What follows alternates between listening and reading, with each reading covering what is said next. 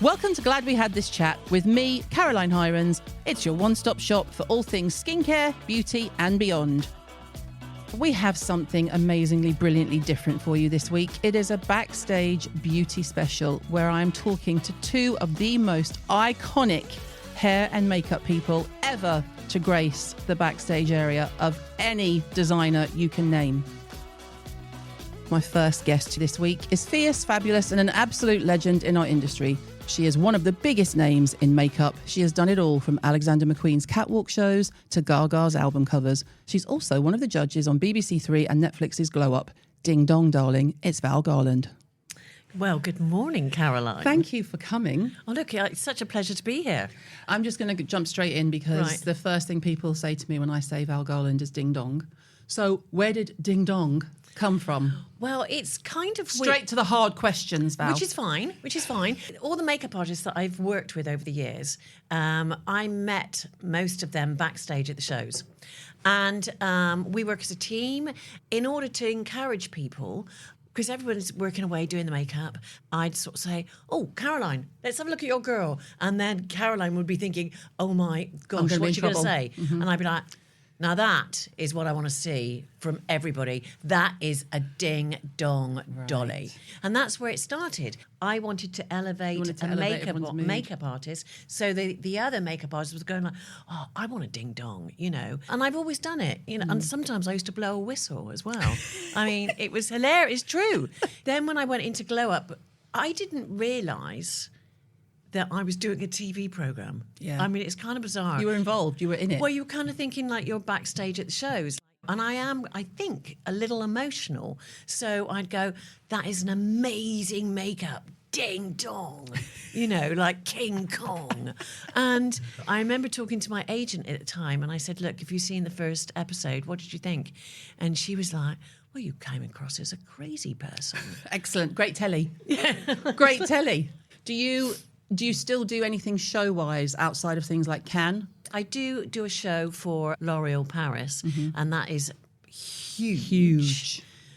Because we have lots of talent, like we have actresses, it's not just models. And yeah, I'm contracted to L'Oréal, so, you know, that stopped. Do you miss it, or do you quite enjoy the quiet life? No, I miss it because I love being in the scrum. And if, you know, someone says, oh, no, that can't be done. And I'm like, no, halfway through the show, which is only 12 minutes long, we're going to change the makeup.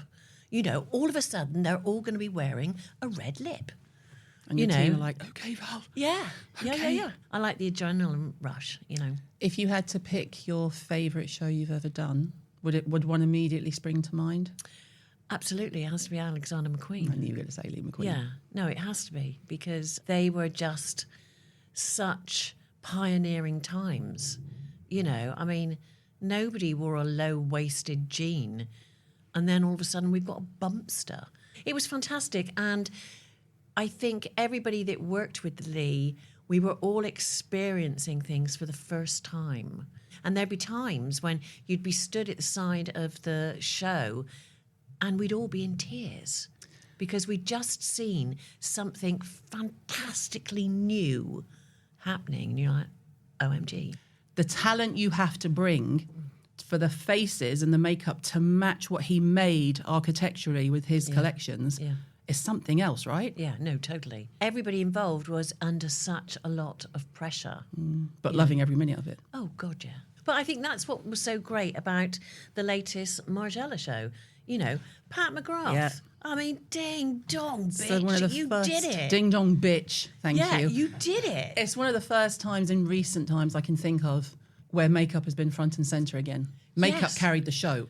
It was one of those things where you're like, wow, that's mind-blowing. Yeah, but was. Haven't you, like, dipped people's whole faces in glitter before and things like that? And yes. That particular show, it was a Vivienne Westwood show. And it's a funny story because I went into the fitting before the show with Sam McKnight, and I went up to Vivienne and I'm like, hi, darling, so, you know, what are we doing today? Like, what's our muse? And she just looked at me. And she said, horses. Wow, okay. Did she say horses or just horses? Horses.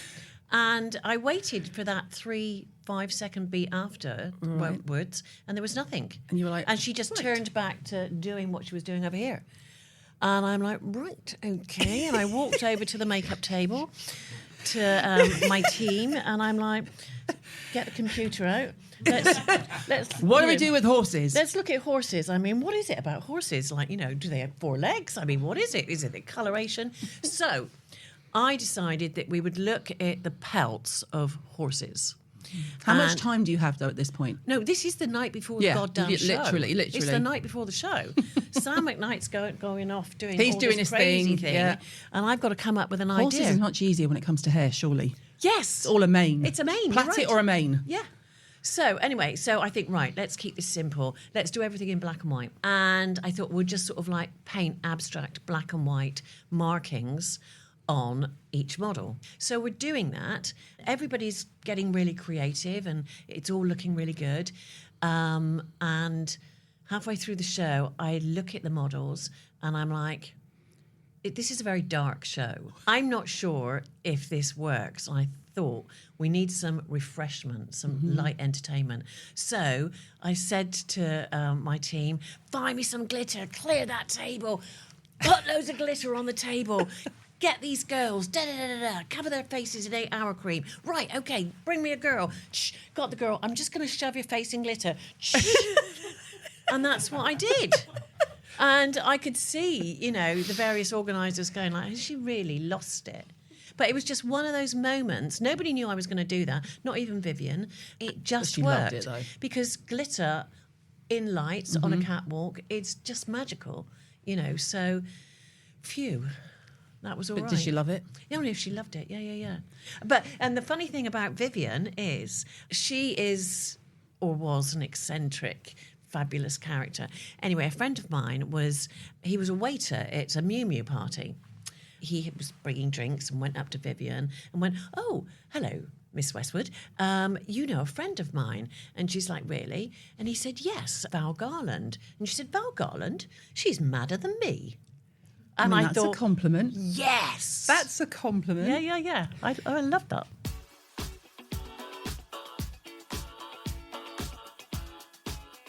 You've had your hands on many a face. Famous face, famous model face, actress face. Who have you touched that you just think, that face was a joy to paint? Of course I'm going to say Kate Moss.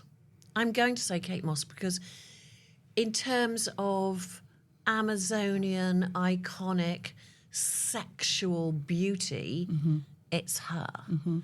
Incredible characterization for me would have to be Helen Mirren. Yeah. Because what a face. Yes, what a face. And she really gets into the character. Well, I mean, it's her job, right?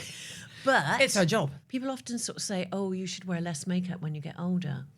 And I think you should just do what you want to do. Anyone who says anything to me about you should, first of all, is a red flag. Yeah. And if it's anything to do with aging gracefully as you get older, I just think, fuck off. Yeah, no, totes. Just out the window. go, goodbye. Yeah. So, when we do the défilé, or especially the défilé, and Helen's there, and I will sort of say, right, okay. What are we doing? Yeah. How are you going to own the catwalk this season? Because she always somehow owns that catwalk, running down it barefoot. Or last season, I think it was Stefan Lancian gave her blue hair. And I was like, well, I don't think we can really do sort of like a strong makeup. You've got blue hair. You've got blue hair. And I said, but Helen, I've got some blue contact lenses in my bag. And she was like, give them here. And that was it. It was just a tiny thing, but it worked. So I love it because she's up for it. Chameleon, almost. Yeah, you can put when anything she's on. up for it. And the same with Kate Blanchett. So funny. I was doing this story with Tim Walker, and it was for W Magazine, and it was Kate Blanchett. And it was a character story. Halfway through the shoot, she's there in this beautiful black Yoji dress. Tim is already shooting. Julian Deese has done this mad sort of like hairdo. And I said, oh, Tim, can I just change the makeup a bit? And he was like, yeah, whatever. And I went up to Kate and I had this like little paint tray and a roller. And I'm like, Kate, is it okay if I just sort of like roll this paint up your face? And she was like, yeah, go for it. And it was amazing. It was just that one. I didn't know if it was going to work or not. And it was just that one simple thing, and that was it. Transformed. What's the one thing you would recommend to a woman who comes to you and says, what can I do to make my face pop? What do I need? Well, I think that, number one, everyone's different. Mm-hmm. And I think there's a lot to be said for a great canvas. Mm-hmm. So I think if you just look at someone's skin and you work out how you can make their skin look better for them, that is brilliant. And then you look at the individual and you see, well, what is your feature? We went through this recently with me on Glow Up and nobody knows about it. Fun fact. So at Christmas, I got COVID. Got it really badly. We started filming. God, am I being too honest? No. No, okay. We started filming. Never! The whole room goes, no. What else can you tell us about famous people? Well, no, but okay, so we started filming Glow Up on the 8th of January and I still wasn't quite right. What happened to me in the COVID was one of my eyes became small. This eye became really small and swollen. Oh. So I had this very heavy hooded eye. In fact, my boyfriend thought I'd had a stroke. So what we had to do was we had to put a lot more makeup on this eye and make the makeup look bigger. Yeah. And this eye slightly smaller. And it worked. Nobody noticed. Skill set. So everybody's now going to be looking at Glow Up. Yeah, and they going are. like, let's check out her eyes. Where does her eye look dodgy? Yeah. It was remarkable, you know. And that's the power of makeup. And that's the difference between having a skill set and just being able to do good makeup on yourself, which is where I think a lot of people who do their makeup on Insta and become influencers and, you know, they become makeup influencers, but they can only ever do one or two looks. Yes. You put them at the backstage at a show and they'd have a heart attack. Yeah. Imagine if you're that person and Vivienne Westwood turns to you and says, horses. Yeah.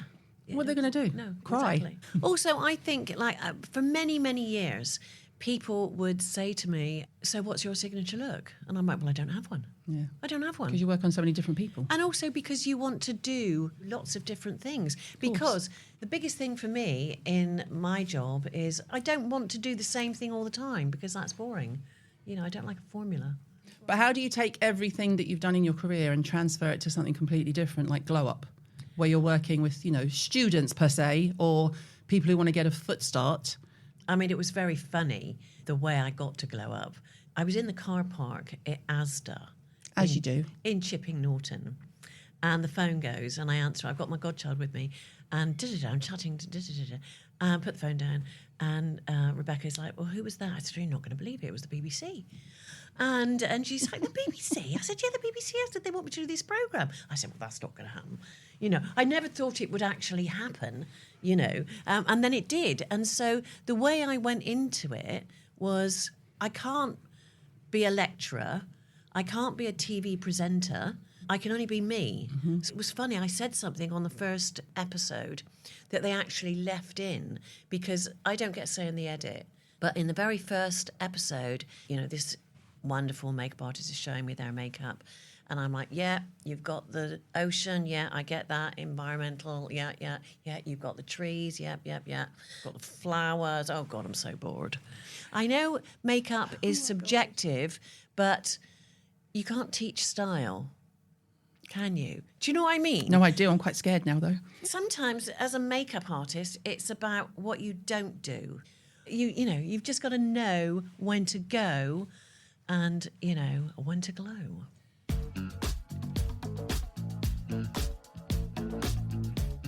I've had like 2 moments in my career where I've actually made someone cry. Have you ever lost your shit Yes. or had to go like, people, get your shit together? Yeah, no, I have lost my shit. And there was one time, I don't know if this is interesting, but there was one time. I think I speak for the room when I say it's going to be interesting. Well, I don't know if it will be, but anyway, I'm trying to think of all the times I've lost my shit.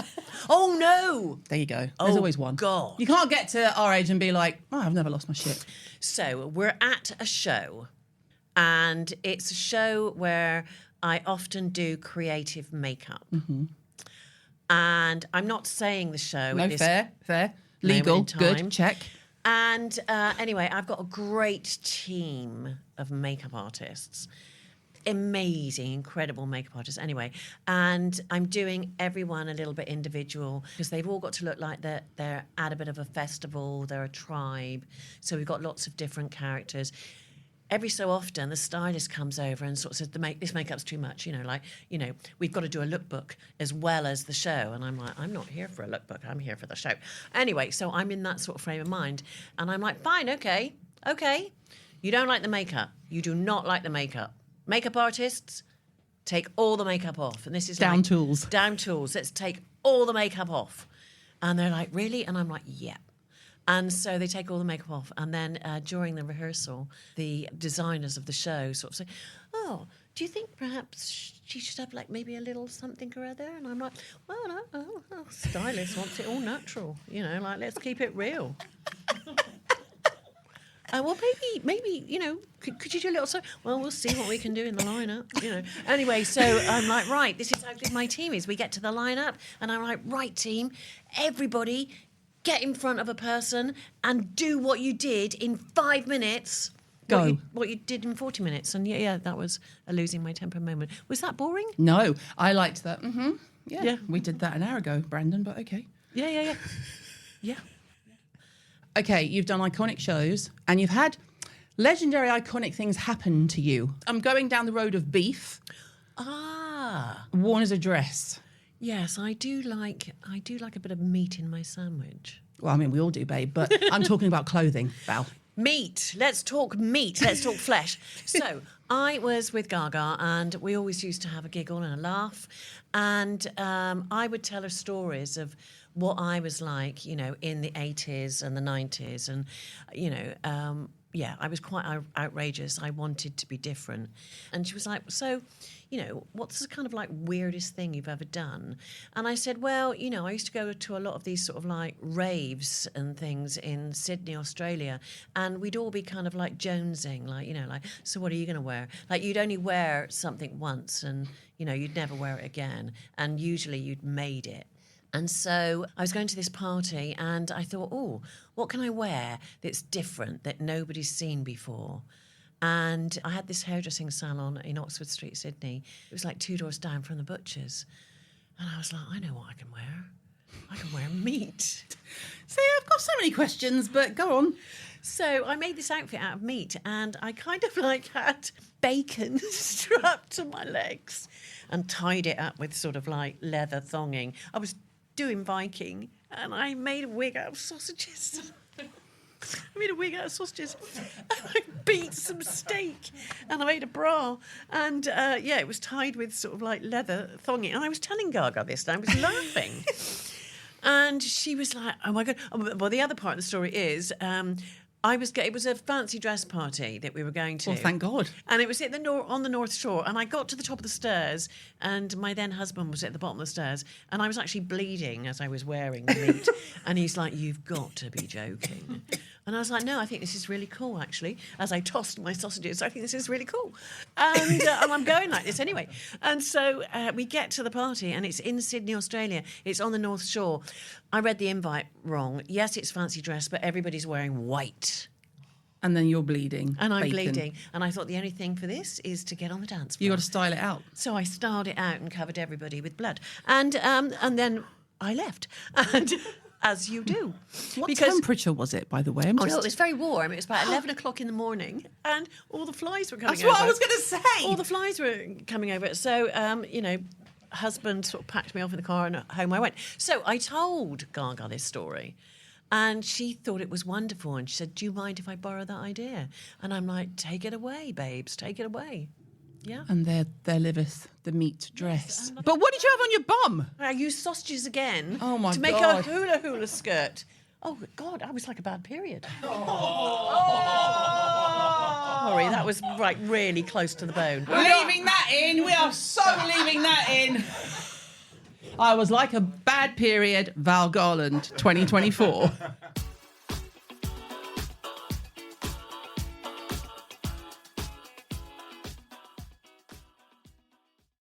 This episode is obviously brought to you by the Skinrocks app, your free to download ultimate guide to skincare made by me, all in one place, with a catalogue of over 24,000 products and over 600 expertly written articles and guides with new content daily. It really is your destination for your best skin yet. And I'm thrilled, because I can, to offer you an exclusive discount to unlock an elevated app experience with exclusive features and even more skincare expertise from me, plus so much more. Revolutionise the way you discover, shop and learn about skincare with our multi-award-winning app. Download the SkinRocks app for free and sign up to Premium with your exclusive code CHPOD, all in caps, to save £10 off your annual subscription. More details in the show notes.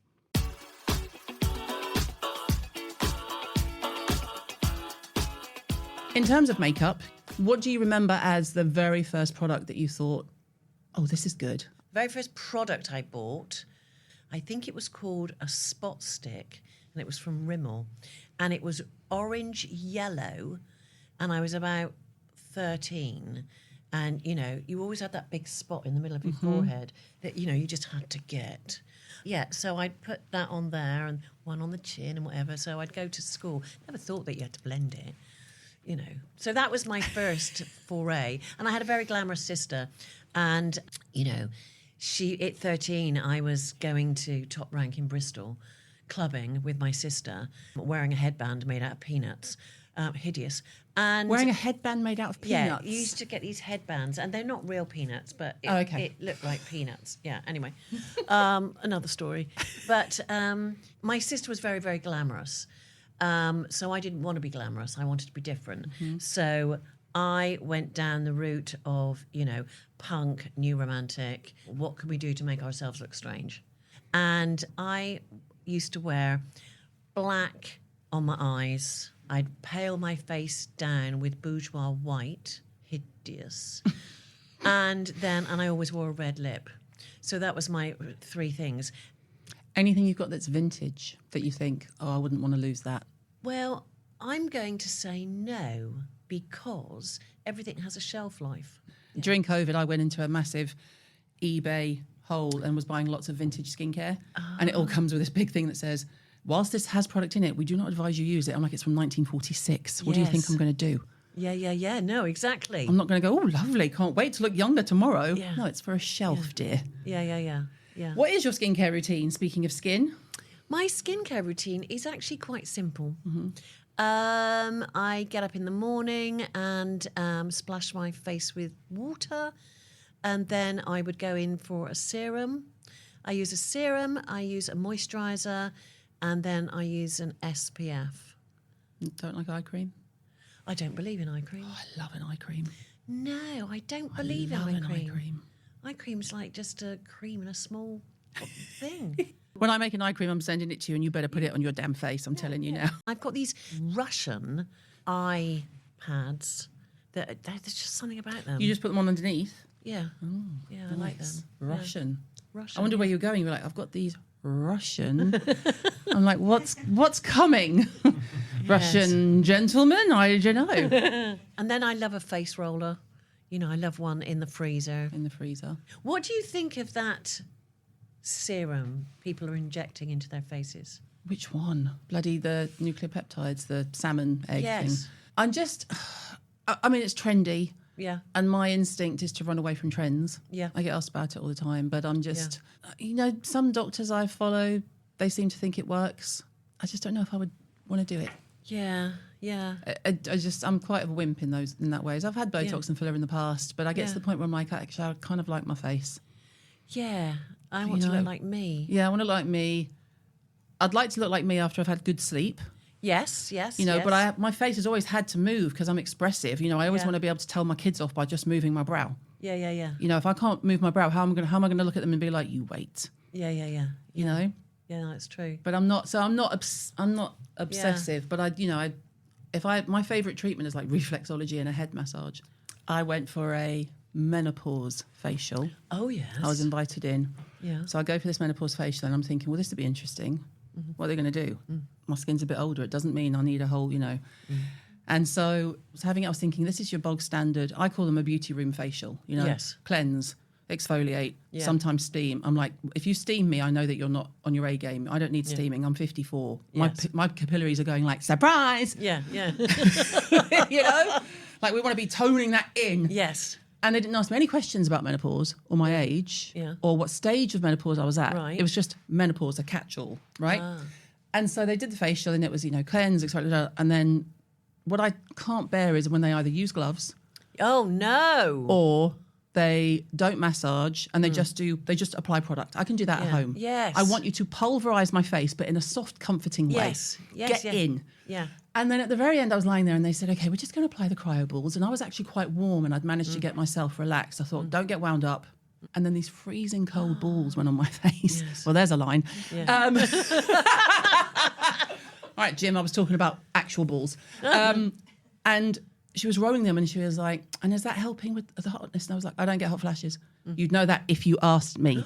I didn't say that in my head. My internal monologue is always much more aggressive than what actually comes out. Surprisingly, I know.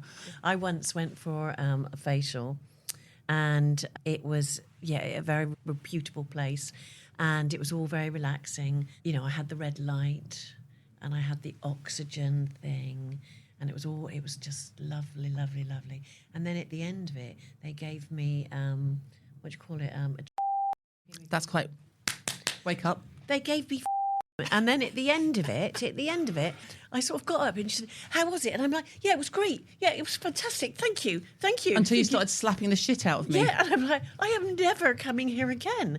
Anyway, I went home that night. And honestly, I was eating salad, lettuce, and lemon sole.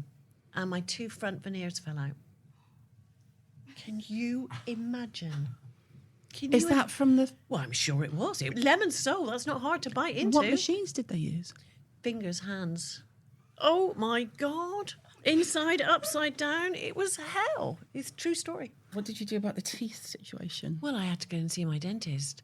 But because being terribly British, did I complain? No, of course you didn't. No, I'm just like, put my teeth back in, please. Luckily, I didn't swallow them. This week's podcast is sponsored by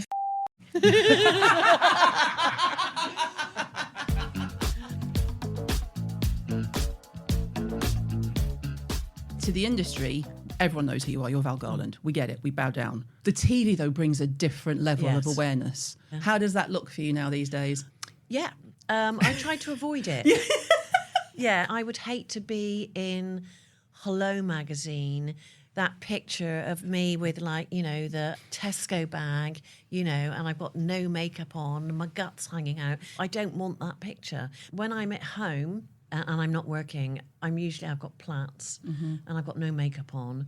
And it was very funny. The other day, I went into an antique place in the country and I'd been gardening.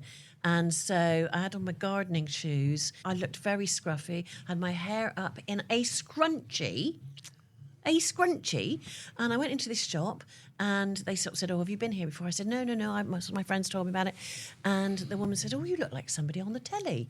She said, you're Val Garland. I said, how do you know I'm Val Garland? I'm not no makeup, But it's sweet. Do you think social media has become another element in terms of, you've got the TV, you've got the industry, that's all sewn up, and then social media comes along? In the beginning, it was enough to show my work. Mm-hmm. That was enough, but nobody cares anymore. No, they just want your character now. They want your character and they want your authenticity. They want you. So the other week, I sort of thought, okay, I'm going to show people what I look like without makeup on. I saw. Yeah, and I just thought, you know what? Everybody looks like this. Yeah. We're all human. We do have that rogue eyebrow or one eye bigger than the other. And what was amazing about it was everybody was so, oh my God, yeah, I'm like that. Yeah, and I was astonished. Yeah, I thought it was good.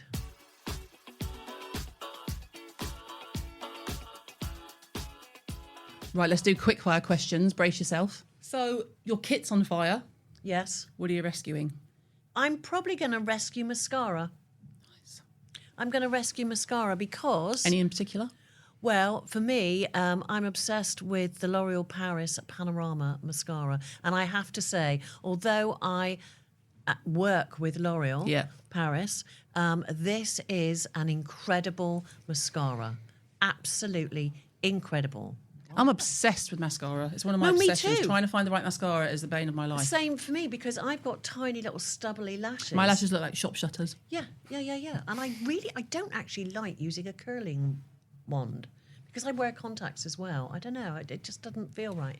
You're like this one. I've got my ideas. But if someone was going to play you in a film, who would it be? Do you know who I'd like it to be? I'd like it to be, now what is her name? Emma Stone. Oh, nice. Yeah, Have you seen? Off. I've seen clips. I haven't seen the whole film. You have to see it. But Nadia won for the makeup, didn't she? She won the Oscar. Yes. I mean, it's unbelievable. Unbelievable. Yes, it's the best film I think I've seen this century. Really? Yeah.